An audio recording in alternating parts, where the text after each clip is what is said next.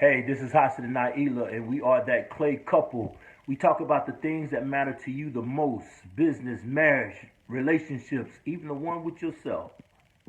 Today we are going to talk about the truths about marriage untruths. Wow, this is going to be a good one. You think so? Yeah, for sure. What about women are looking for a come up? Now, I know many times brothers say that. They get scared because women look like they want something like food, clothing, and shelter. Right, and so, but that's such a basic level. Mm-hmm. You know, it's like when people come to us, we don't ask, You need to take a shower, or did you eat today? brush your teeth. Right, do you drink fluids? Right. Because that's a basic level for survival. Mm-hmm. And Mm-hmm. so are provisions. Mm-hmm. So Mm-hmm. it's food, clothing, and shelter. Mm-hmm. I mean, because that's something a man is supposed to do anyway. Right, and when you focus in on a basic level, I want Mm-hmm. him to take care of me, and you don't call him to anything else. Mm-hmm.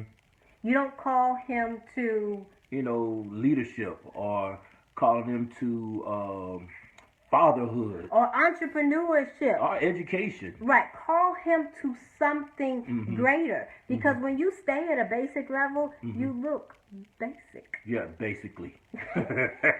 I mean, really, you just call them to pay the light bill, the rent, and good sex. That's going to be something that is kind of common. Okay, there's nothing wrong with good sex, Uh, because if you can call him to lead and to be an entrepreneur and he does not have good sex, he loses his appeal. Oh, So okay. we can keep that. Okay. We can keep that part, but call him to something greater, Mm-hmm. because I don't really believe that that's a woman's intent. Right. And a lot of times as men, that's how we look at it. Is and she looked like a gold digger. But that's not what she's saying. Mm-hmm. What she's saying is, you know what? I want that, but say that and say something else. Mm-hmm. Call him to a greater good, because many men actually do already hold that same assumption. Exactly. They I have that need to same take value. care of her. Right. They have that same value. But when you come with that as the value that you're asking for, he Mm-hmm. lowers his too. Exactly. And so remember the presentation that you give. Mm-hmm. So in regard to men, I got a problem Mm. with men. What's the problem? Is that men think that women are the only ones with an issue, with baggage. Yeah. They don't. Okay, and then you say yeah. I mean, as a man, yeah, we think that, Because if women are looked at as if she's divorced, or if she has children. Mm-hmm. She's got baggage Mm-hmm. with her. And most men look at is I don't believe it's really just the woman or the children, Mm-hmm. but it's the man that comes with the women and the children, the father or the ex-husband who comes, and most men, especially young men, don't want to deal with that. Okay, so you're saying that when they say baggage, they don't really mean baggage, as in the children, because Right. that's what women hear. Mm-hmm. What I hear is that because I have a child, that means that I'm tainted somehow. But the true meaning that men don't say is that I have to deal with another man. I have to co-parent. I have to co-parent with another man. Directly or indirectly. Right, it's going to be some check-in and all this old type of stuff here. And do I really want to deal with that? Okay, but that's not what they say. Well, that's what we know. That's what we know to be true. Okay, so amongst men, y'all have this secret language going on. Well, about secret language, but yeah. Okay, because what is being said is, I don't want a woman with children. I don't want a woman who's been divorced. Whereas these same men, they are fathers of these children. And they've been divorced as well, obviously, because they're no longer with these mothers. But for a man, children aren't baggage. His children are baggage. Only her children. Oh, right, because those are her and his children. I'm not calling them baggage. So I don't want nobody to think, dang, Brother Hassan saying the kids are baggage. Right, I'm fixing it right now, But for some men, you look at a situation, not all men, but some men would look at, I have to deal with him, because some men are very active in their children's life, and he don't want that type of presence.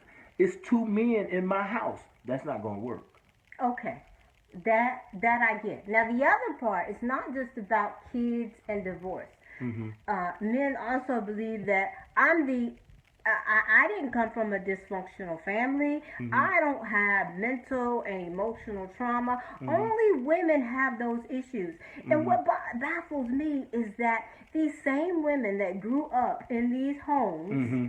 that have all of this trauma, mm-hmm. they had brothers. These men grew up in some of those same households. Yeah. But somehow or another, how is it that they are exempt from the consequences of it? Well, and you would think maybe they are, maybe they're not. Maybe they are, and maybe they aren't what? Exempt. Mm-hmm. Some of them are, some of them aren't. It's how we've been conditioned to think that that's not my issue. Dysfunction, abuse, all that. That's not my issue. More so than women, because we know.